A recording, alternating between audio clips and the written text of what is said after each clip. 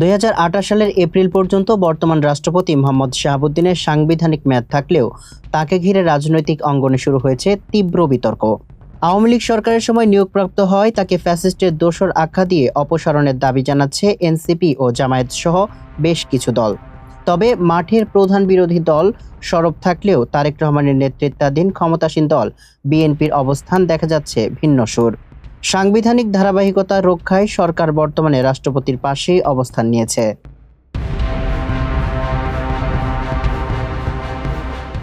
5 আগস্টের পট পরিবর্তনের পর রাষ্ট্রপতির পদত্যাগ নিয়ে রাজপথে আন্দোলন হলেও দৃশ্যপট পাল্টাচ্ছে দ্রুত।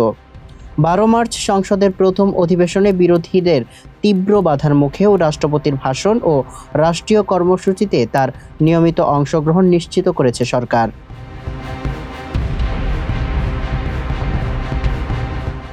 শহীদ দিবস থেকে শুরু করে স্বাধীনতা দিবস সবখানেই প্রধানমন্ত্রীর সঙ্গে যথাযথ প্রোটোকল পাচ্ছেন তিনি। এমনকি প্রকাশ্য বক্তব্যে রাষ্ট্রপতিকে এখন বিএনপির পক্ষে ও আওয়ামী লীগের বিপক্ষে অবস্থান নিতে দেখা যাচ্ছে।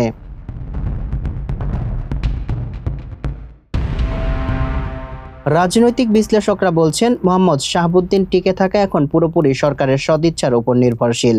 সিপিবির সাবেক সাধারণ সম্পাদক রুহিন হোসেন প্রিন্সের মতে সাংবিধানিক শূন্যতা এড়াতেই বিএনপি এই মুহূর্তে তাকে সরাতে চাচ্ছে না। যদিও জামায়াতে ইসলামের আমির ডাক্তার শফিকুর রহমান রাষ্ট্রপতির নৈতিক অবস্থান নিয়ে প্রশ্ন তুলে তার দ্রুত অপসারণের দাবি করছেন।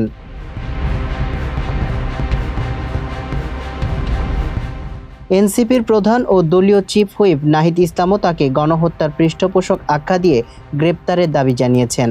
সব মিলিয়ে 2028 পর্যন্ত স্বাভাবিক মেয়াদ থাকলেও বঙ্গভবনের ভবিষ্যৎ শেষ পর্যন্ত কোন দিকে মোড় নেয় তা নির্ধারণ করবে আগামী রাজনৈতিক সমঝোতা।